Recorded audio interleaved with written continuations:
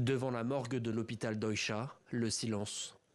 Les familles des victimes sont encore sous le choc. Une à une, elles se présentent devant le médecin légiste, dans l'espoir de récupérer le corps de leurs proches. Depuis l'attaque des ADF, un groupe armé affilié à l'État islamique, dans les villages aux alentours, la confusion règne. Des dizaines de corps ont été amenés, mais la plupart n'ont pas été identifiés.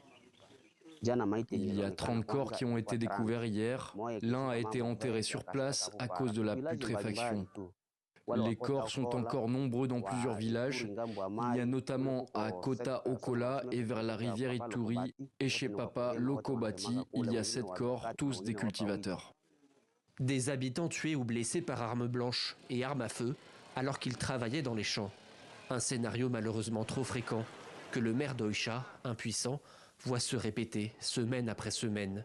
Aujourd'hui, il a déclaré une journée de deuil. Nous avons demandé à notre population de reporter tous les travaux puisque nous allons accompagner les familles, nos familles. Il faut qu'on atterre ensemble avec toute la population de Oicha. À chaque attaque, c'est le même mode opératoire. Des petits groupes de miliciens des ADF se déplacent de village en village, en tuant tout le monde sur leur passage. Quand les FARDC, les forces congolaises, arrivent sur place, il est déjà trop tard. Dépassé, ce député de la ville de Béni en appelle une nouvelle fois aux autorités.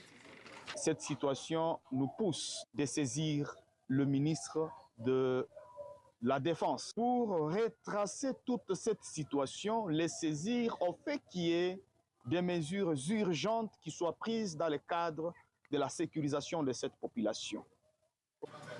Et pourtant, depuis fin 2021, les armées de Kampala et Kinshasa ont lancé contre les ADF une grande opération militaire conjointe. Mais pour le moment, elles n'ont pas réussi à endiguer le flux de violence.